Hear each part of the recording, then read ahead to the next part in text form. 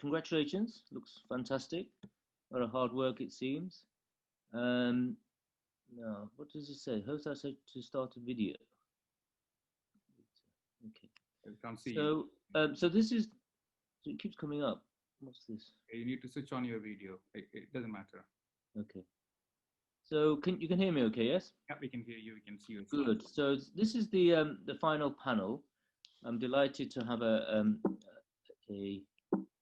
do I go to the next? Just move the... So a fantastic panel, very experienced 4 surgeons listed here, Prof. Quraishi, Prof. Smith, Mr. Omar Hilmi and Mr. Richard Townsley. And I want to just give a quick summary of what this is about and just set the scene. So this is the picture of Theodore Coker. Most people have seen it. He is the father of, I suppose, open, safe thyroid surgery. And his claim to fame is that when he reported his 5,000 thyroidectomies in the early 1900s, he brought the mortality down to less than 1%. And prior to that, this was considered one of the most difficult and risky operations with a mortality rate above 50%. There's been developments in terms of how we achieve our aims of removing the thyroid gland. But despite this, I think we need to be very clear that we have to maintain the fundamental outcomes that were set before us over 100 years ago by Professor Coker. So when we think about surgery, I think there's 3 premises here. First, we look at efficacy. Can we achieve the job that we set out to do? And most of the time, surgery really focuses on this element. And once we're happy that we can achieve this, then we start to, the remits of surgery starts to change. And indeed, for thyroid surgery, it's exactly the same. So we're now going from efficacy to start to think about safety and function. And then from there on, more recently, we're thinking about cosmesis. So we need to be aware of and balance these 3 factors when we decide how we're to achieve surgery, but at the same time, the importance of different complications in different settings. So what I've done is selected just a few cases, and I don't know whether we'll have time to discuss all of them, but this is mainly focused on our senior registrar and perhaps just early consultants rather than advanced cases. So what I will do is just present my first case, and then we'll ask my distinguished panelists for some of their experience and some of their advice in these cases. So case number 1 is an Afro-Caribbean lady, young, 35, and she's got this swelling in the left lobe. All we have is an ultrasound scan. It's about 4 centimeters, U3 but thyroid 2, so essentially a benign large nodule. She's euthyroid. And in this relatively straightforward case, I was wondering whether Omar, if you could just go through your kind of consenting and what you feel would be the most pertinent risk that you would mention for this young lady, please. Okay, well, I mean, clearly you've got a reasonable sized nodule that appears to be completely benign. I take it that the patient's actually complaining of symptoms, because a lot of people with that size thyroid nodule, if it would be benign, would be very happy to just leave well alone. But if you are thinking about surgery, the key points that you've got to bring out in this individual is the scar. She's Afro-Caribbean. There is a risk of keloid scar formation, which is higher in people of Afro-Caribbean and Southern European origin. But even Northern Europeans, people in Scotland, do get keloid scars, and especially on the chest wall, young females, that can be something that's fairly significant. So I would definitely go in talking about that. Risk of bleeding, we all know bleeding can be a potentially catastrophic complication of thyroid surgery. It's less likely to be the case with a hemithyroidectomy, but nevertheless, you do need to stress that. And if you're working in a unit that's doing thyroid surgery, certainly in the UK, and I would advocate abroad as well, you should be aware of a protocol to manage bleeding. In the UK, we generally use the SCOOP protocol that was advocated by the Oxford group, but that is something that you definitely have to have available. Infection's always a potential risk, and I would definitely go into that. Talk about the types of wound closure and recurrent laryngeal nerve injury, and also the potential need to complete. Bear in mind, although this appears to be benign on the basis of the ultrasound and needle biopsy can get it wrong. And a certain percentage, roughly about 6% of people with a Thy2 are going to have a malignancy with a U3. And so therefore you do need to advise them that there is the possibility we may find something else. I can go into different types of wound closure, but certainly if you are worried about something of African origin, you would try and avoid absorbable material in the wound closure. Omar, we'll come back to that. Thank you very much. That's a fantastic summary of a great lecture in itself. So thank you very much. So what I wanted to do is to invite any other panel members, and I wanted to highlight, in this case, two complications that Omar has highlighted very well. So the first one is the recurrent laryngeal nerve, the kind of the index complication that's well known with thyroid cancer. I put external branch of the superior laryngeal nerve there. I don't know if you mentioned this to patients, but I was just wondering, what my other panelists, what rate would you give a rate, and and what rate would you say for the nerve injury rate for something like that? Could I start off by saying, yes, yeah, it is a very important functional outcome which would be important for the patient. And before I go into the details of the recurrent laryngeal nerve injury percentage, I would emphasize that there might be a change in the voice. As we all know, quite a few patients may have a degree of dysphonia following edema and swelling post-intubation. And then I'll get into the details about the rate and the smaller percentage of permanent palsy. It'll be important for the surgeon to have, I should say, an audit account of their own practice, because we could very well say it'll be about 1 or 2%, but you have to, and then you've got to tailor it to the procedure that you're going to do. As we know, if it's a retrosternal goiter that we're removing, or if we are doing an extended malignant procedure with central compartment, things like that have to be explained, and the patient needs to understand. And in the current climate, informed consent with these details are important. Thank you very much. So very, very helpful. So I've used only the Bates audit, the 2017 last reporting, and indeed it highlights the temporary rate and the permanent rate in terms of a survey. And as Professor Quraishi just mentioned, that that the rate of abnormal voice versus actual true vocal cord palsy varies depending on whether you check with endoscopy after the surgery. And as you can see, there is some variation here, although the report is only 3.4% abnormal voice. If you check, that actually 7.8% have vocal cord palsies. So you can infer lots of things into this that we could discuss for the whole day. Secondly, the permanent rate appears to come down if you check with a scope afterwards, and yet the abnormal voice actually goes up, not goes down, which is strange. You'd expect the opposite. So clearly, as you say, I think we do need our own data and our own practice and to base that on that. Could we move on to possibly how best you might want to avoid a nerve injury? Would you have any tips for our senior registrars or our trainees? What I mean by that is that some surgeons would say, try not to see the nerve and stay away so you don't disturb it. And others would say you should always find the nerve. I was just wondering whether our other panelists had any thoughts on that. Well, just from a general surgical perspective, I think the important part about your slide there is just to differentiate between the temporary and the permanent changes that you get, because I think that's quite important for the patient. And obviously your figures are going to vary from your own figures versus the Bates data that you have, but it's important to emphasize, I think, that there's a temporary problem and there's a permanent problem, and give the relative percentages of those. So that's how I would always highlight when I'm speaking to the patients, that a lot of you will have a temporary voice change, but it may last 6 to 9 months, and then I'll say 1 to 2% chance for it being a permanent problem. In terms of the at surgery, in terms of the nerve and looking out for the nerve, I personally think you should always try and identify the nerve. My one tip, I guess, would be to also look for the inferior thyroid artery coming up and looking for the junction with the nerve.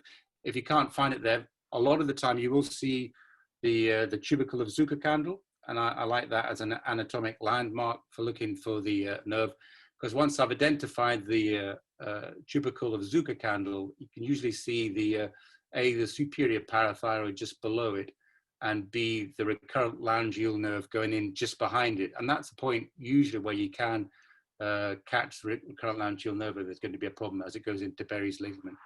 So yeah, my top tip, I guess, would be the junction with the ITA and the tubercle of Zucker candle.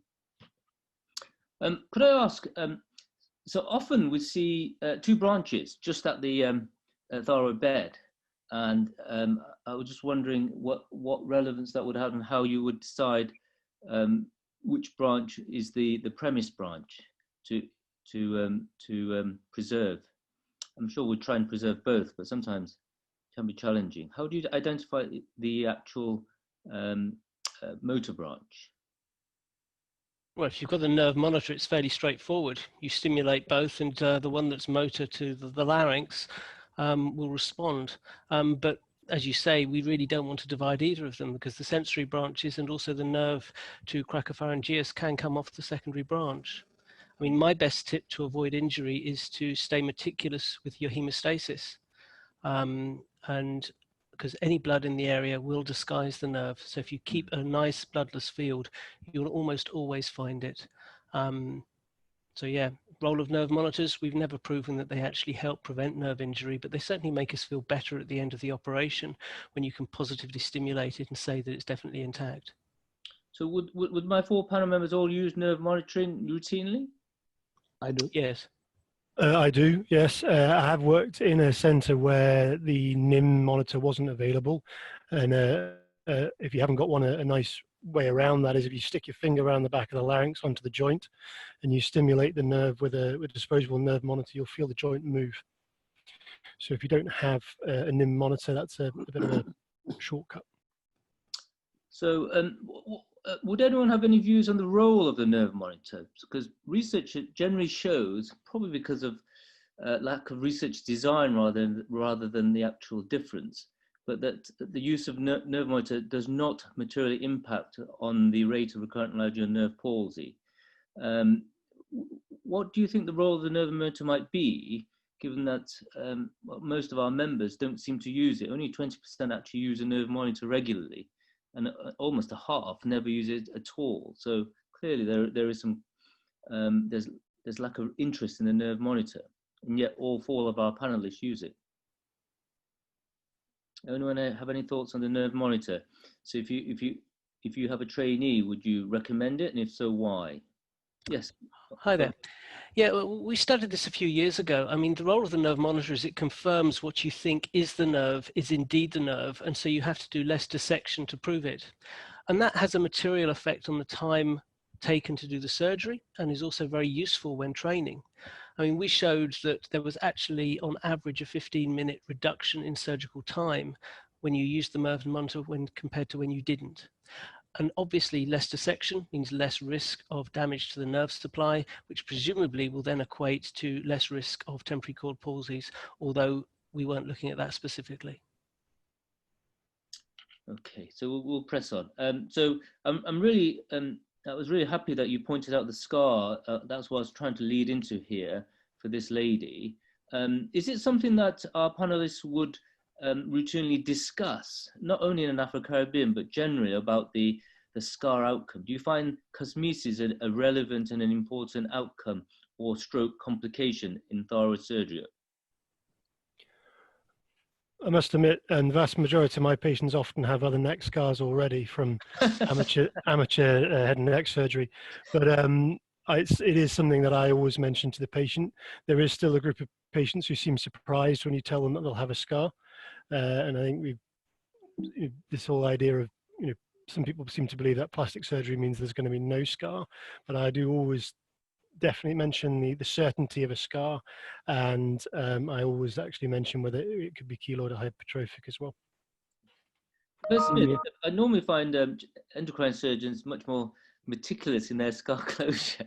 I'm just wondering, in your experience, what tips you might give to maximize this aesthetics, in terms of placement of the incision, in terms of the size, the length of the incision, and the closure.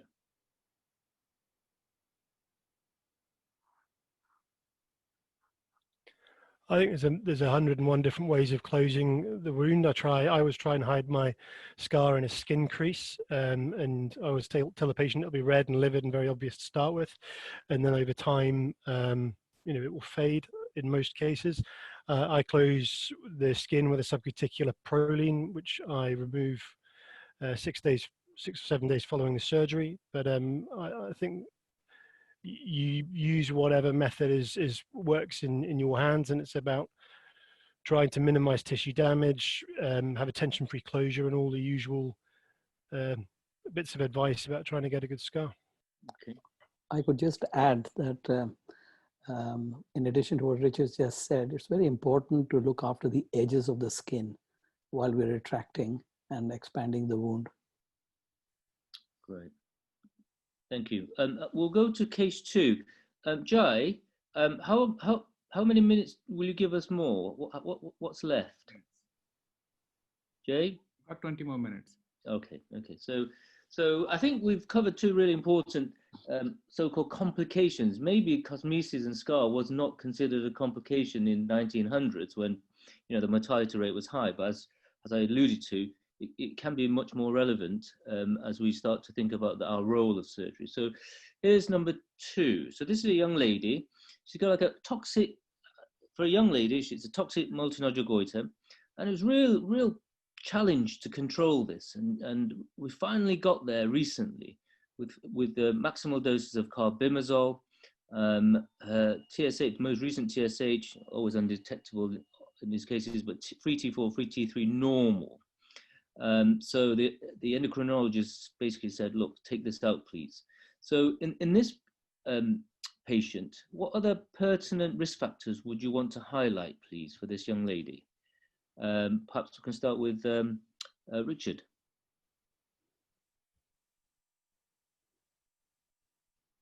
I think in addition to what's already been said, your concern in dealing with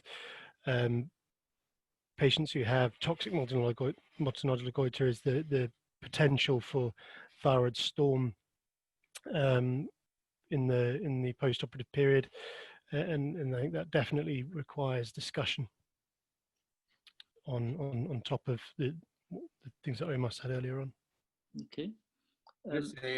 From my point of view, I think sometimes with these glands with a large gland like that, which is toxic as well, I'm actually well, there's the bleeding part, and there's the role of potassium iodide, which we can discuss, as well as we went to switch them to KI pre-op, plus or minus propanolol.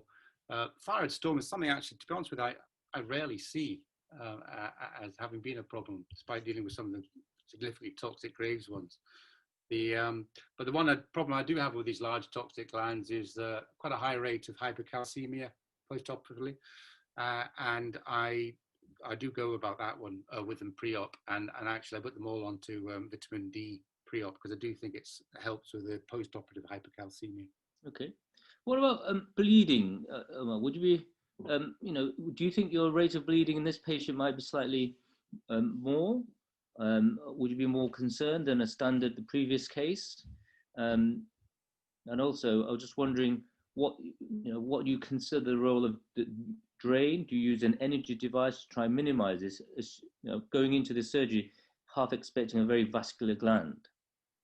Yeah, I mean, you always worry about the vascularity of these things, but actually, my problems with bleeding have never occurred with the Graves ones. They always ooze a little bit at the time of surgery. I don't use an any fancy energy device. I simply use bipolar diathermy, to be honest. And I don't use drains routinely. In fact, I can't remember the last time I put a drain in a thyroid. It's normally only if there's a neck dissection. As to, I mean, the main thing about this is that the rate of cord palsy is going to be higher in a patient with Graves' disease. And they, especially if they are very inflamed, very vascular, I don't know if they're more at risk of developing a temporary palsy because some sort of underlying vascular issue that takes place. But my problems with temporary cord palsies have been caused in these patients with Graves' disease. They almost always recover, which is good. But certainly bleeding itself, I wouldn't be massively concerned once they're off the table. I was just wondering if, in terms of the cause or the timing of the bleed, do you have any thoughts on that? When, you know, in your experience, we've all, you know, experienced post-thyroid bleeds, but what might be a common cause and as a result when it typically occurs? Any thoughts on that, anyone? Well, they usually say it's going to be within the first 6 to 8 hours, and there are papers come out from Poitiers, I think, was ones of delayed bleeding. I just wonder how much of that delayed bleeding was actually delayed diagnosis of the problem, which probably happened a few hours before that. But so it usually happens within the first 6 to 8 hours if it's going to happen. How I try and avoid that is just like Omar with meticulous care of hemostasis at the time of surgery. I personally am a bit of an energy device user. I do use the energy device to help some parts of it, particularly the superior pole mobilization. I tend not to drain unless I've got a big dead space, or I've done a neck, for like a retrosternal goiter or a neck dissection. And I'm just meticulous at the end of procedure in terms of putting the patient head down and doing a Valsalva to about pressure of 40 at least 2 or 3 times before I'm happy with it. And I find that helps as well. I'm not sure whether energy device actually reduces the bleeding rate, but that's another discussion, I guess. Okay. I've come across a few cases where perhaps we let a junior close up the strap muscles and they just nick the anterior jug as they, and often that's a cause rather than a true arterial bleed, especially in this new era of energy devices and a new way we're approaching surgery and being meticulous, is that we've done the meticulous bit of surgery and then we may leave the closure, and then often they just cough in recovery, and it's usually not fresh red blood, but actually probably just from the anterior jugular. I don't know if you have any thoughts on that, anyone, or come across that? Yeah, never leave the table until the malaria, probably, because of that. Actually, you're absolutely right to point out that one, because it's very, very easy to pick up the anterior jugular vein when you're trying to close the linear elbow and the straps. So that's a bit that makes me sweat a little bit, unless I'm very happy with my my trainee, as it were. And the other little tip is I do actually squeeze my flaps before I close platysma, just to make sure there's no little spot of bleeding that comes out my flaps before I close platysma. Okay, I just want to go into hypercalcemia, which is the other big one, that, as I think Omar pointed out, that particularly in Graves and toxic patients, we seem to have a higher postoperative rate. And if we look at the Bates database, it varies. So it's around, they say it's around 23% postoperative temporary hypocalcemia. I was just wondering, how do you, the panel members, perhaps Richard, how you monitor the calcium? Do you just check calcium, or do you use PTH? And if so, do you use how many times, and when do you check the PTH? Yeah, I check both PTH and calcium. I check them normally about 4 hours after surgery, and then the following morning at 6, so that we've got the results on the ward round. If my last 2 weeks is to go by, if any of my trainees are in the room, I think my post-Graves hypercalcemia rates verging on 100%. However, my normal rates is generally significantly lower than that, but I have had a few issues in the last couple of weeks. But yeah, so I always check the PTH and the calcium, and I think a low or unrecordable PTH in the initial post-op 3 to 4 hours is generally indicative that you're going to get a drop in the calcium, which will lag slightly further behind. I have had discussions with Omar and adopted his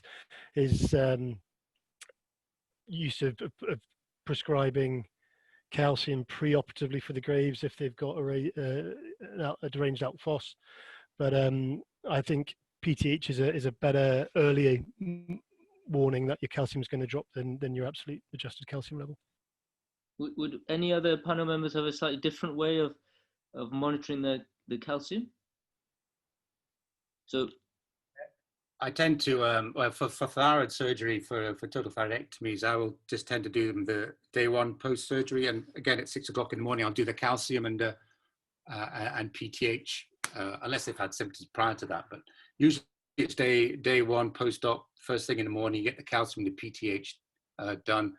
And you work out what you're doing on that. All patients could be discharged effectively on day one, unless they're completely symptomatic with hypercalcemia. And you just decide your alpha calcium based on your PTH level and your calcium level. Okay, thank you. So I rely on my day one, post one, rather than one on the same day surgery. Yeah. Sorry, Omar. Yeah, one just for interest, I don't do this, but Antonio Sigacera from Barcelona, they've shown that if you check the PTH level at 4 hours, and I think it's above 4.5, assuming they've not got rampant Graves preoperatively, they don't actually even need to check the calcium. Subsequently, they know that they're going to be satisfactory. Unfortunately, trying to get a PTH done at exactly 4 hours postoperatively seems to be beyond my department. Okay, so I think the emphasis really is that I think we're moving towards using PTH routinely, although I've encountered several units that were still just relying on calcium. But I think PTH monitoring early seems to add to the practice. In terms of the management, I put here prophylaxis, because I think Prof. Smith mentioned about putting on vitamin D preoperatively. Then we've got the proactive, i.e. what you may do to get your patients out sooner, or do you do a responsive and go by blood results? Professor Quraishi, I don't know what your practice would be. I usually do not give a prophylaxis, but I, like the other colleagues have said, rely a lot on my same day PTH and calcium and any symptoms that the patient may have. And if they do, then obviously we respond to it accordingly. Anyone else? A lot of Americans would put patients immediately on alpha calcium and calcium and then decide to take them off if the blood results are normal, rather than trying to take a few days sometimes to catch up. Any thoughts on that? Yeah, one thing about that was, I guess, a lot of that's about geography, and their patients are coming from far away, and it's easy to put them on. I do find that you have to be careful about using the use of alpha calcium, for example, post-operatively, because if you give them too much too quick, you do stop the glands, the other glands get suppressed for longer, and it takes you longer to get them off of the problem. I do wonder sometimes whether you convert a potential temporary situation to a permanent one by giving too much alpha calcium at the outset. So I've really cut down the amount of alpha calcium I give to the patients who have a low PTH post-op. In fact, I'm starting them on 0.5 of a microgram at the moment and getting it rechecked again in 3-4 days post-surgery. The other one, of the little caveat following on from Omar's comment about maybe not needing to check the calcium, the PTH is normal. Just beware, it's particularly in the Graves' disease, of hungry bone, because you've got a hungry bone one, you're going to have a normal PTH, but you will get a low calcium later on. You have to give them loads of calcium supplements. Okay, great. Thanks for that. Jay, how many more minutes do we have, please? Sorry, 8 more minutes. Wonderful. So the final one for this one, I've just got a nice case at the end just to finish off with. So bilateral cord palsy. So I speak from experience, and it's amazing how I find trainees feeling that this is extremely rare, but it is not. And if you look at the literature, actually, there is a rate of around 1 in 200, which is not that low. You'd assume it'd be thousands, and I don't. Maybe in my panel's cases they are. So I was just wondering, do you mention in a total thyroidectomy that a tracheostomy may be required? What rate you mention? And yeah, we'll start with that, and then we'll go into the management.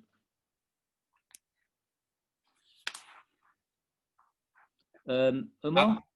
Yeah, I didn't, but then I've changed my practice. I also have had a bilateral vocal cord palsy, albeit temporary, after doing total thyroidectomy. And this is one of the few areas where there is evidence that nerve monitoring does help. the Swedish group have shown that there's been a reduction in the rate of emergency tracheostomy after thyroid surgery as a result of using nerve monitoring. You've got to remember that these are going to be potentially for temporary cord palsies, which is what happened in my case, fortunately. But that I agree, the rate is approximately 1 in 200 and not the 1 in 1,000 that some people seem to think by extrapolating 1% of 1%. Okay. So in terms of management, Professor Quraishi, I don't know if you've ever had any, but so your patient wakes up, this patient wakes up and he's got stridor, anaesthetist starts getting really excited, calls you in. You're happy that you've preserved the nerves, but clearly the patient's in stridor and needing some support. How would you manage this, please? Well, we'll need to establish the diagnosis. And as you say, if I'm confident that the nerve has been preserved, doesn't necessarily mean that the nerve will work. So we'll have a look and use a fiber optic. And if the cords are approximating and there is a problem, we'll have to have a choice of re-intubating or doing a percutaneous tracheostomy to preserve the airway. Okay, anyone else have any thoughts on management, please? So there is, I've used PEEP, or I suppose CPAP, to manage sometimes, rather than either intubating or tracheostomy. And as Omar said, most of these, fortunately, are temporary. And even though it's temporary, it could be weeks, and we don't expect the patient to be on CPAP for weeks, but it's only really, I find it's only really the first couple of days, and they're able to be weaned off and go until recovery. So I don't know if you have any thoughts on using, is it PEEP, or I think it's either PEEP or CPAP, just for those 48 hours. Sorry. Yeah, Omar? Yeah, I mean, it is PEEP, and certainly, I mean, not all patients who have bilateral cord palsies need respiratory support, and that needs to be recognized. Not all patients who you think you've cut both recurrent laryngeal nerves, which fortunately I haven't done, but could happen, necessarily need it, because there is the plexus of Galen, where there's got anastomosis between the superior laryngeal nerve, internal branch, and the recurrent laryngeal nerve, and probably gets us out of more trouble than we realize. Other forms of management, if you know that there's going to be a nerve that has been definitely cut, you can consider things like cordotomy, but you're going into fairly advanced stuff. But the mainstay of management, if you've got a patient in airway compromise after you've done thyroid surgery, would be a tracheostomy with a hope that it would be temporary and be able to be reversed. So I think there is premise here that we don't, especially for the trainees, that we don't jump to a tracheostomy immediately. I think, as Professor Quraishi said, that we should think about reintubation and just getting the diagnosis correct. We may have a PEEP on board and using that rather than jumping to an immediate tracheostomy unless that was the last resort. I think that's what we're hoping to get from this. So just final case, just a couple of minutes really, just to introduce what we call multimodality treatment. So this is a 66-year-old lady, T4B, anaplastic thyroid carcinoma. The screen, can you see my mouse, everyone? Yeah. Yep. So that's that presentation. So encircling carotid, she had partial dysphagia, left cord palsy, query esophagus, and that's what she was. A few weeks later, it fungated through the neck, as these rapidly do. Fortunately, she wasn't in any airway extremis, and that's a typical anaplastic case. She had multimodality treatment. So we did a sting injection trial, we had radiotherapy, and she was then put on DNT, which is the targeted agents. And we can see here a dramatic response here.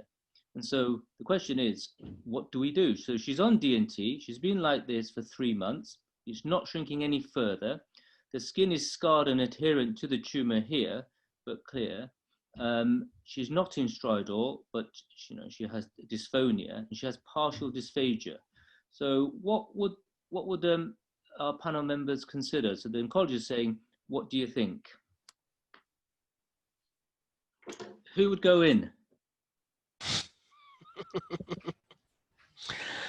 think, yeah. And why? I think in general terms, you know, you have to be careful. I think the takeaway messages for the registrars is just to think carefully about whether it's absolutely proven anaplastic or it's poorly differentiated. Because if it's poorly differentiated, they do slightly better than an anaplastic. Yeah.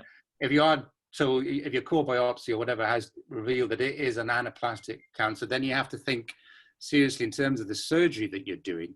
Is that can you achieve an R0 resection on this? And actually mentioned esophageal wall there. Actually, if it's just on the esophageal wall, that doesn't preclude surgery from it. But unless you really think you can get an R0 resection, you know, I think I wouldn't be considering surgery. So you'd have to really go over your scans and so forth. It's difficult for me to see on this one here, but. So you can see here that the carotid seems to be less, so certainly not 108, 360, about 180 here. The jugs, we can't really see the jug at all. Anyone else? Should we leave it completely or? You normally get a response for about 12 to 18 months is what we've seen with these agents. And after that, they break out again. If this is, I mean, we're assuming this is a true anaplastic and not, as Dave says, a poorly differentiated with anaplastic areas, in which case the prognosis is likely to be better. But if this is definitely an anaplastic, you might be able to go in there surgically, but you're not going to get an R0 resection. And are you going to change the disease process, or are you simply going to increase the short-term morbidity? And she might be better off just staying on the agent. It's a very difficult decision, and I think you need to have a long chat with the patient, to be honest. Yeah. So we had a long chat, both with the oncologists and the patients. Now, based on some of the discussions with MD Anderson, they released a paper on this, that we felt we didn't want to have the disease escape DNT and have no option whatsoever, and felt that we would go for a debulking, not an RO resection. RO resections are impossible, and maybe give a longer disease progression-free survival. So achieving 2 years, for example, rather than if we lose it. And there is some precedence for that. So, so we decided to offer surgery, and the patient thought about it for a long time with the family members and felt that that's what she would go for. So these are the three kind of complications that we'll be thinking of as we go into surgery in this case: esophageal invasion, carotid involvement, and tracheal invasion. I'll just wrap up because we're running out of time. So for the esophageal invasion, we did a panendoscopy, esophagoscopy on the table. We felt that there was no through and through tumor defect, and felt that we put a large bore MG tube down there just to guide us. For carotid involvement, I wanted to do a balloon test, but the hospital did not offer that. And so we consented for on table reconstruction with a vascular surgeon. And then for tracheal invasion, we did a flexible bronchoscope on the table and saw no through and through defects. So we were going to achieve, we weren't going for a tracheal resection, but for shaving. So that's what we did. And at the moment, it went well. The vagus was involved, so we had to take the vagus. The carotid we could dissect off, and the jugular we took. And we got macroscopic clearance. We did a neck dissection as well, just to provide access in case. We planned for a PEC major just in case that we found out that the esophagus was involved, but that wasn't required. We did sharp dissection and basically left the mucosa. And she's now about 6 weeks down the line, and she's doing well healed. She's going to restart DNT, and we hope to report to you in the future how she does in terms of her disease progression-free survival. But that was, I think this is an era that's maybe changing, and in the US, they feel that the survival rate for anaplastic should no longer be almost zero, but with early catchment, with early multimodality therapy, that in the short term, they're improving that to about 40% in overall. So it's just one of those things that I thought I'd bring into this panel. Anyway, I think we've run out of time, but I've learned a lot. I'm sure the audience have learnt a lot. It's not ideal that we're in this Zoom and there can't be more interaction, but certainly I've learnt a lot. And I'm very grateful for my panel members. Thank you. Thank you. Thank you very much. Hey. And Thank you. Yeah, it's a wrapping up session. I'm very grateful to all the faculties, and all the surgeons are brutally honest. And I feel good. I have done something for the head and neck community. It went very well. I'm very humbled. I literally tortured all the faculties, to be honest, and you've been an amazing audience. And I think I would say this is one of the kind of world first professional all-day event, and it went very smoothly. You won't believe that even the IT in the last minute dropped their support. They said, you can't manage 23 faculties in one day. We can do webinar, not conference like that. But two of my kind of colleagues, friends, literally medical students, they literally helped me, and it's a great, I think it went very well. And I think we run on time as well. So 10 minutes late, but that's fine. Thank you very much for everyone's support. You. Well done. Well done. Thank you. Well done. Okay, I end this meeting. Thank you.